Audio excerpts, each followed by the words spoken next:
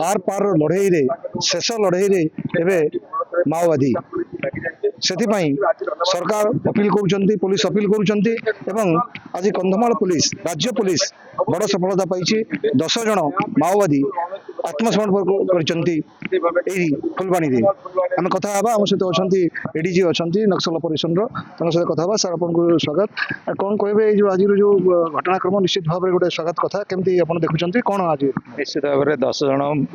माओवादी आज सरेंडर कर पुलिस पाखे से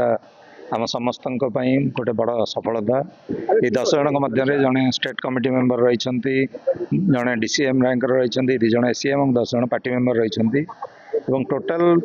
सरकार जो रिवार्ड राशि रही से 1,15 लाख रिवार्ड राशि सरकार रही बाद से 10टा अस्त्र शस्त्र आम पाखे समर्पण कर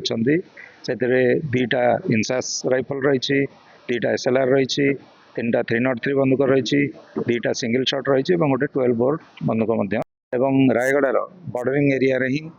पाखापाखि आम आशा करूँ 25 पाखापाखि नक्सली रही तेणु आगामी दिन में आमर जो फोर्स रही एसओजी वाहिनी हो डीवीएफ सीआरपीएफ बीएसएफ आम समस्ते मिलमिशि आम जॉइंट ऑपरेशन को आहरी तीव्र करूँ जमी जो टार्गेट आम रही 31 सुधा नक्सल मुक्त करूँ से आम सब प्रकार प्रचेषा कर हाथ गणती नक्सल मात्र रही किंतु जो स्टेट कमिटी मुख्य जहाँ कहुँ शुक्रु जी की टॉप माने अच्छी कथा कौन कहे सर से पाखे मैक्सीम 15 जन रही आम अनुमान करूँ तेणु आगामी दिन में आमर इंटेलिजेंस आहरी आम दृढ़ीभूत करूँ प्लस आमर जो सब बाहिनी फोर्स रही समस्त को एकाठी करी आम जॉइंट ऑपरेशन करूँ आम कथा पुणी कौन कहे सर जो माने जेहेतु माओवादी किसी रही जाइए कौन कहे जो माओवादी मैंने किसी संख्यक जंगल में बुलूँ से पुणी थे मुझे अपील करी जे से हिंसार पथ छाड़ी मुख्य स्रोत में सामिल हूँ एवं सरकार पॉलिसी अनुसार आम से सब प्रकार सुविधा सुजोग जोगे आम कथा होते अपील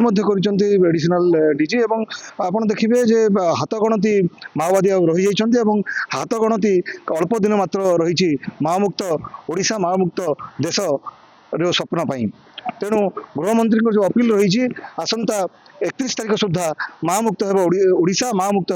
आम देश तेणु ये जो माओमुक्त हम आम देश से समस्त आशा रही फुलबाणी सदाशिव पात्र खबर ओडिशा।